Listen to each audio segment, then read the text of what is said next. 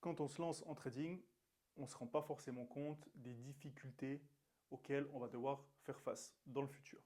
Et c'est normal. En ce qui me concerne, quand j'ai commencé le trading, on était au tout début de cette ère d'influence sur YouTube. Il y avait déjà du contenu, mais il n'y avait pas encore cette manie, ce truc de make money fast, où il y a tous ces gens qui disent que tu vas devenir riche rapidement, ça n'existait pas encore. Je me suis surtout formé avec des livres. Je vais te raconter ensuite mon parcours, hein. J'ai pris une première formation et une deuxième formation les unes après les autres. Mais quand j'ai commencé, il n'y avait pas encore tous ces trucs d'influence et déjà, c'est plutôt compliqué. Donc aujourd'hui, j'ose pas imaginer à quel point ça doit être galère de se lancer en trading avec ce bourrage de crâne constant qu'on reçoit quotidiennement sur les réseaux sociaux, que ce soit YouTube, que ce soit Instagram, Twitter et encore pire, TikTok. Donc aujourd'hui, je vais te raconter mon parcours en tant que trader. Ça fait 6 ans que je fais du trading, par où je suis passé, comment j'ai débuté, quelles sont les difficultés auxquelles j'ai fait face. Je pense que ça peut être utile parce que tu peux potentiellement te reconnaître là-dedans et si tu es vraiment tout débutant, tu peux peut-être t'attendre ou te rendre compte envers quoi tu tends. Donc prends le popcorn, de quoi noter et puis prépare-toi parce que ça va être, je pense, plutôt intéressant.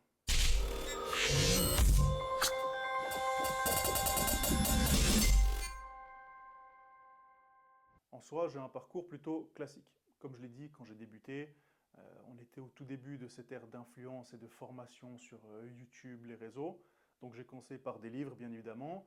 Et puis, comme tout le monde, j'ai été sur YouTube. Il y avait deux, trois YouTubeurs qui se couraient après. Et puis, j'ai très rapidement pris une formation. J'ai direct compris, j'ai cliqué en direct. J'ai senti que le trading, c'était un truc qui me correspondait bien. Donc j'ai acheté un programme que j'ai dévoré en un week-end. Ah ouais mon pote, j'étais déter. J'ai bouffé, je pense, 5-6 heures de formation en un week-end. Donc c'était une formation, alors rends-toi compte de la dinguerie à l'époque, c'était une formation Ishimoku sur des unités de temps, 1 minute. Donc autant te dire que c'est une folie pure pour quelqu'un qui a jamais fait de trading. C'est un aller simple pour les abysses, t'envoies ton compte de trading directement au cimetière. Heureusement pour moi, il y avait déjà dans cette formation un module sur la gestion du risque. Alors la gestion du risque, c'est quelque chose que j'ai très vite compris, que j'ai tout de suite mis en place, et c'est on va dire un petit peu ce qui m'a sauvé. Comme tu peux t'en douter, Ishimoku m'a pas forcément convenu au début, et surtout cette méthode m'a pas convenu. D'ailleurs, je pense qu'elle convient à aucun débutant, c'est complètement débile de se lancer avec Ishimoku en 1 minute quand tu n'as jamais fait de trading, mais ça, c'est une autre histoire. Donc sans trop de surprise, ça n'a pas tellement marché. Je me suis rendu compte que la méthode n'était pas faite pour moi. Du coup, j'ai pas abandonné, j'ai continué à chercher sur les réseaux, j'ai regardé deux, trois formateurs à gauche, à droite, et puis je suis tombé sur une autre personne qui avait une méthode bien plus simple avec des structures de prix, moins d'indicateurs. Les Ishimoku, il y a des trucs partout, les Tenkan, les machins.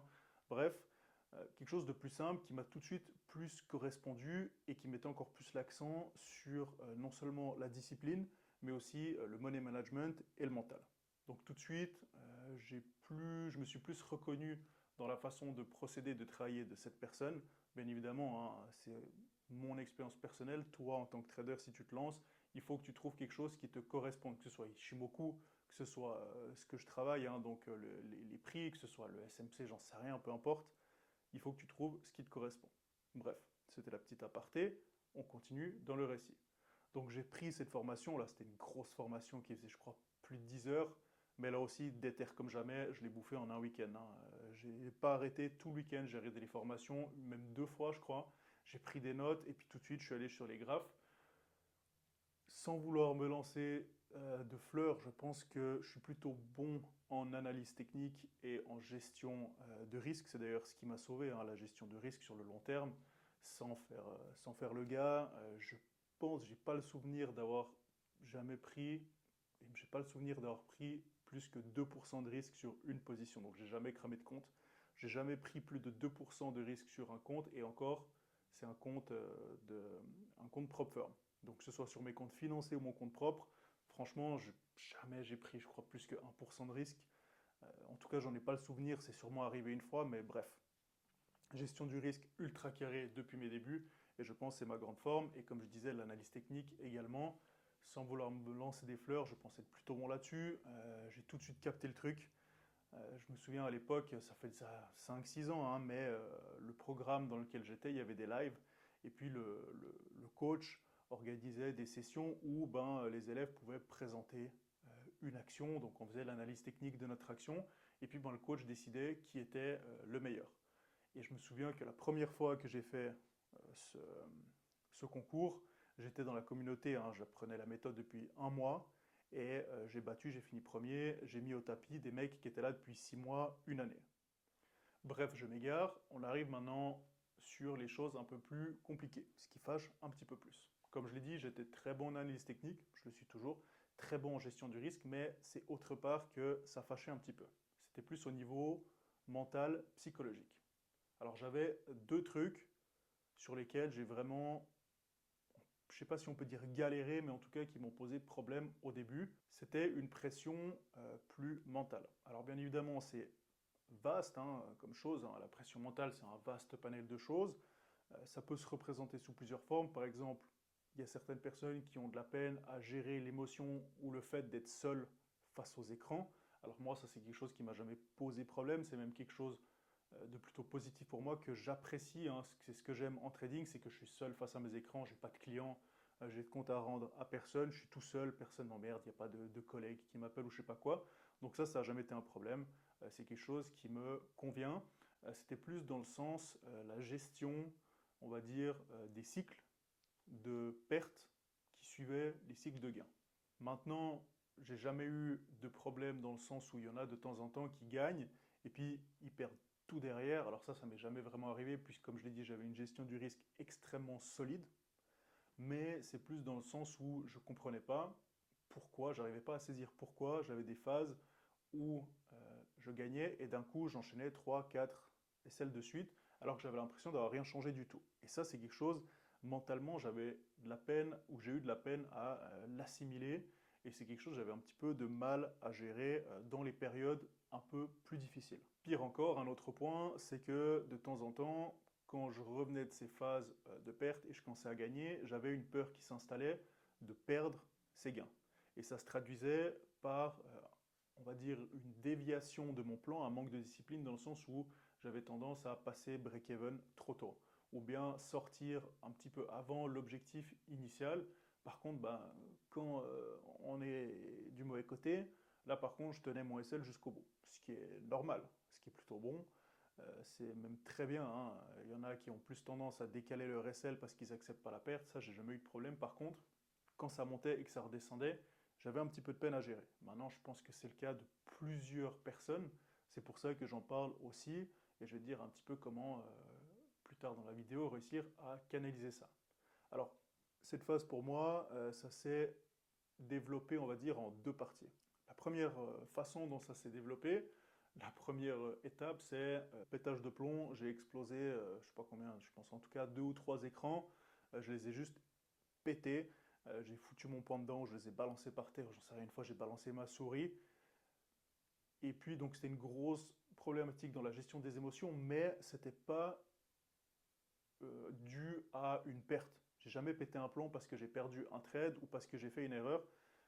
On va dire dans la prise de décision, c'était plus une frustration par rapport à moi où je savais que je faisais pas ce qui était ou ce que je savais que je faisais pas ce que je devais faire, ce qui était juste. Typiquement, ben, je vois un signal, je sais que je dois entrer en position, et puis peut-être par peur, peut-être par anticipation d'une perte, peut-être par focus sur le mauvais truc, et ben je n'entrais pas en position. Peu importe à ce moment-là, et puis ben je voyais le trade exploser sans moi. Et cette frustration en fait de voir que j'avais vu juste, mais que j'avais laissé les émotions prendre le dessus par rapport à mon analyse et voir le trade partir sans moi, je devenais complètement fou. C'était extrêmement difficile à gérer pour moi. Du coup, ça se traduisait par des pétages d'écran parce qu'il fallait que je défoule d'une façon ou d'une autre. Donc là aussi, je pense que c'est quelque chose qui arrive à de nombreux traders. Certains pètent des choses comme moi je l'ai fait. Il y en a qui vont avoir des tilts, c'est-à-dire qu'ils vont juste mettre all-in, ils vont vouloir se venger, et puis ben, ils vont cramer leur compte. Chacun sa réaction. Mais ça, c'était la première façon de laquelle ça s'est matérialisé. La deuxième phase, où j'ai eu un petit peu de difficulté, c'est les périodes où on a eu moins de volatilité. Typiquement en été ou en fin d'année, ben, j'ai eu au début de la peine à ne rien faire. Quand le marché n'offre rien, bah, tout simplement, je m'emmerdais, hein. J'avais rien à faire sur les marchés, je m'emmerdais et j'avais un peu l'impression de rater quelque chose en fait. Euh, je ne me rendais pas compte, bien évidemment avec les reculs, je me rends compte que le marché sera toujours là, il y aura toujours des trades même si tu rates quelque chose, mais quand j'étais devant les marchés, il n'y avait pas de volatilité, pas de volume, et du coup j'avais cette sensation de frustration de dire mais merde en fait, je peux rien faire, je suis dans les écrans, je peux rien faire, et j'ai l'impression d'une certaine manière de rater quelque chose, et ça c'est quelque chose que j'ai dû apprendre à faire, tout simplement ne pas trader, même parfois ne pas ouvrir les écrans. Typiquement, je sais pas, mi-août, maintenant, je prends 2 semaines de vacances, ce que je faisais pas avant, et puis j'ouvre même pas les écrans parce que je sais que ça sert à rien. Ou fin d'année, à Noël, même chose. J'arrête à partir du 20-21 décembre jusqu'à l'année prochaine parce que je sais que ça sert à rien. Mais ça, c'est quelque chose que j'arrivais pas à faire avant.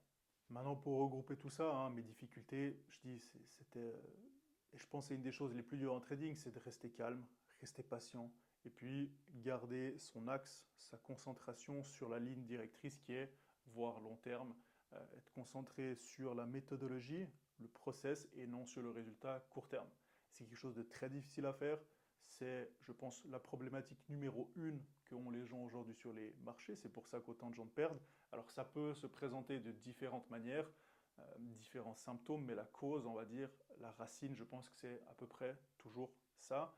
Et tant que les gens n'arriveront pas à changer leur façon de voir, à dépolariser leur esprit, leur perception, eh ben, je pense que c'est la raison pour laquelle tant de gens perdent, c'est qu'ils reviennent toujours constamment euh, à ces problématiques de base.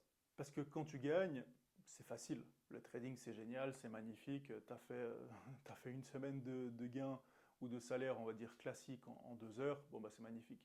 Par contre, quand il y a des phases un petit peu plus difficiles, c'est pas toujours simple de rester motivé, de rester calme, concentré, comme je l'ai dit, sur l'objectif, et puis de ne pas péter son écran par frustration.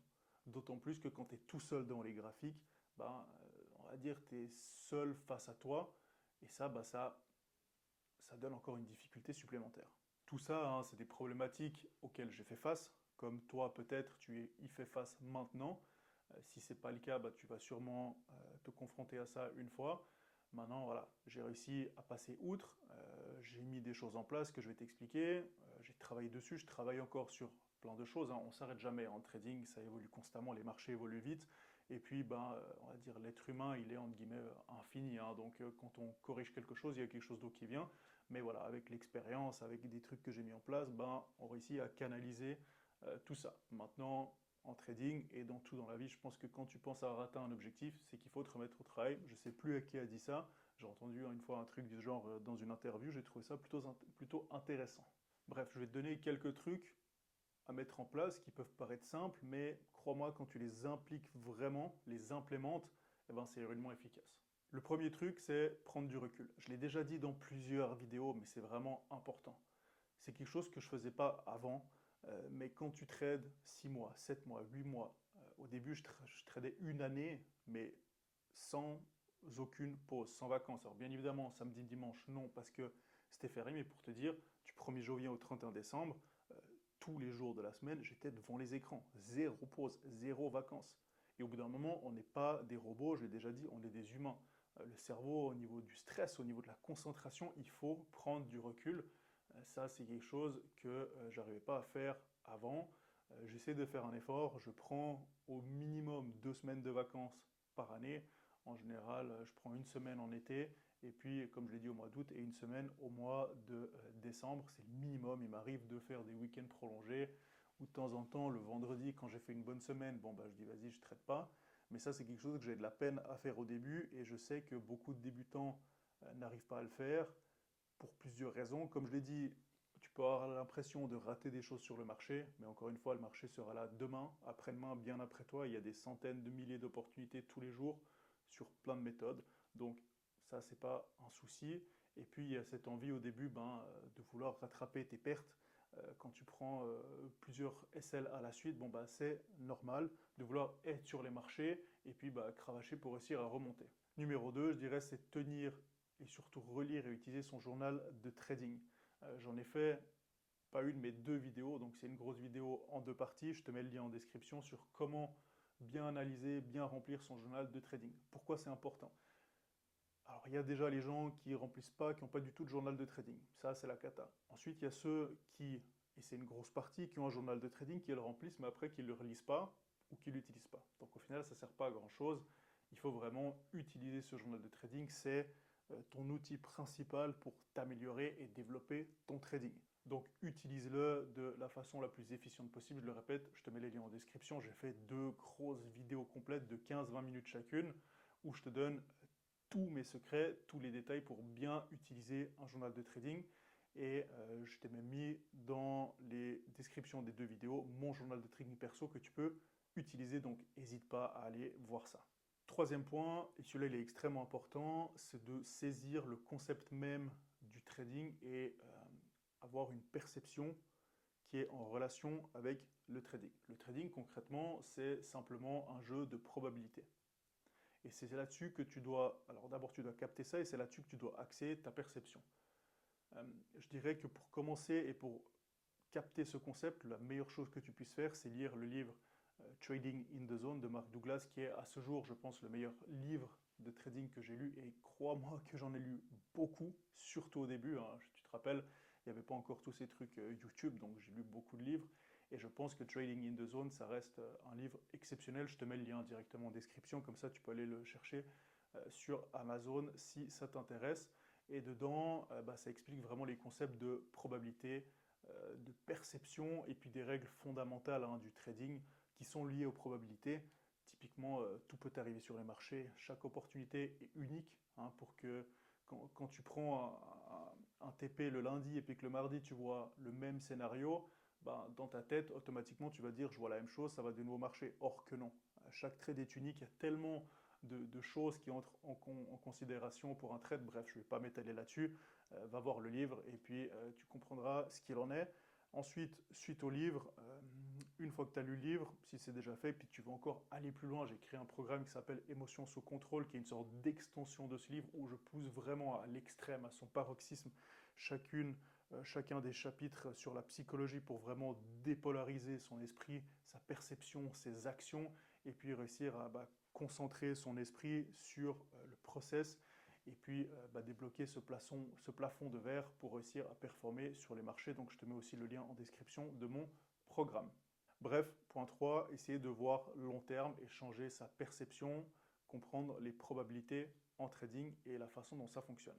Prochain conseil, la gestion du risque. Comme je l'ai dit, c'est vraiment un truc sur lequel tu dois te concentrer, tu dois maîtriser la gestion du risque. C'est simple, si tu prends 1% de risque par trade, tu dois perdre 100 fois de suite pour cramer ton compte.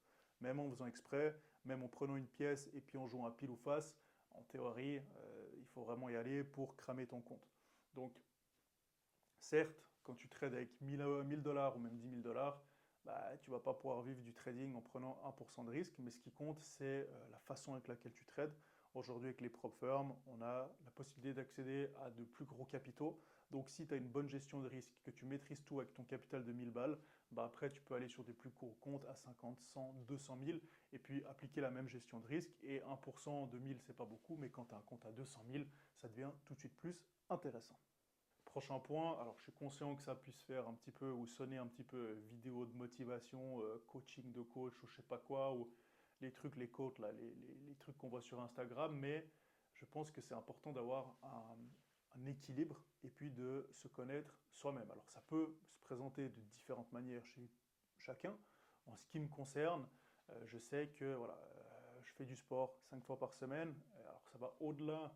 Souvent les gens ils disent ouais tu fais du sport blabla, ça va au-delà du physique, c'est aussi de la discipline, se lever tous les matins, j'ai du lundi au vendredi à 7 heures je vais au sport et au-delà de ça ça me force à me lever. Typiquement ce matin j'avais pas envie du tout de me lever, tout mon corps me hurlait de rester au lit et pourtant je me suis levé. Et cette discipline, au-delà de la séance de sport, au-delà du bien-être que procure le sport, hein, que ce soit sur l'esprit ou sur le corps, ça t'instaure une routine, ça t'instaure une discipline et ça c'est des choses que inconsciemment tu vas reproduire dans ton trading et qui vont t'aider énormément.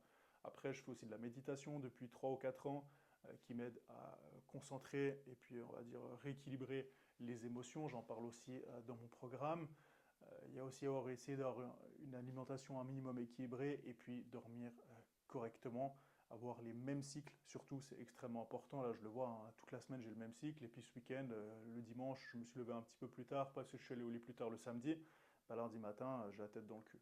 Parce qu'il y a tout qui est déséquilibré, mais c'est des concepts qui peuvent paraître bateaux, mais qui restent vrais. Alors, pas besoin de prendre des douches, pas besoin de prendre une douche froide, hein. Alors il y en a pour certains que ça marche, mais tous ces trucs, prendre des douches froides, je sais pas quoi, se lever à 4 heures du mat, alors si ça marche pour toi, tant mieux, mais je pense pas qu'il faille exagérer non plus. Tout ce que je dis, c'est avoir une sorte d'équilibre parce que les éléments extérieurs vont impacter ton trading et ça, c'est sûr. Donc voilà, c'est quelques conseils. Le truc en trading, en fait, c'est que au final, peu importe ta méthode. Je vois des gens sur les réseaux qui se battent. Chacun a une meilleure méthode que l'autre. Il y en a un qui dit que ça c'est bien, ça c'est pourri. Enfin bref. Au final, il n'y a pas de méthode meilleure qu'une autre. Comme je l'ai dit, le trading, c'est un jeu de probabilité. La vraie différence qui fait que quelqu'un gagne réellement en trading par rapport à quelqu'un qui perd, c'est le mental, c'est la gestion des émotions, c'est la capacité à appliquer sa méthode encore et encore de façon mécanique, peu importe les cycles de hausse ou de baisse, de gain ou de perte. Et c'est ça qui fait la vraie force d'un trader et qui différencie les gagnants des perdants. Et pour être bon mentalement, il n'y a pas de miracle, il faut se connaître. Et pour se connaître, là aussi il n'y a pas de miracle, il faut du temps, il faut de l'expérience, il faut engranger des trades, il faut noter dans son journal de trading, il faut vouloir et avoir la volonté de s'améliorer et toujours retravailler sur soi. Et ça, c'est pas quelque chose qui se fait comme ça en claquant des doigts. C'est pas quelque chose que tu vas apprendre en suivant la formation du dernier mec que tu as trouvé, qui te fait sa vidéo dans sa Lambo à Dubaï. Tout ça, ça n'existe pas. Le fast money, ça n'existe pas. Si ça existait, ben ça se saurait.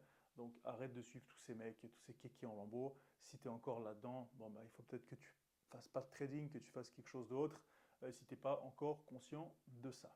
Bref, c'était quelques difficultés que j'ai rencontrées depuis mes débuts, suivies de quelques conseils pour réussir à y faire face. Si toi aussi, tu as des difficultés, mets-le en commentaire. Tu peux aussi m'écrire en privé hein, sur Instagram.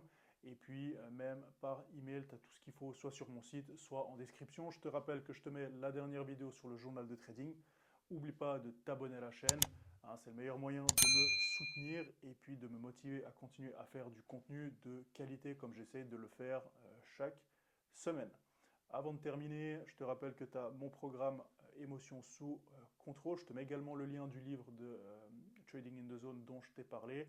Et puis dernier point, chaque samedi, j'envoie une newsletter totalement gratuite où je donne de la qualité sur le trading. Ça peut être sur le Bitcoin, ça peut être sur les indices. Je donne aussi des outils, bref, tout ce qu'il faut pour bien débuter. Et puis, ce serait dommage de passer à côté. Donc inscris-toi à ma newsletter, c'est gratuit. Sur ce, je te remercie d'avoir regardé la vidéo. C'était Jérémy et je te dis à la prochaine. Ciao.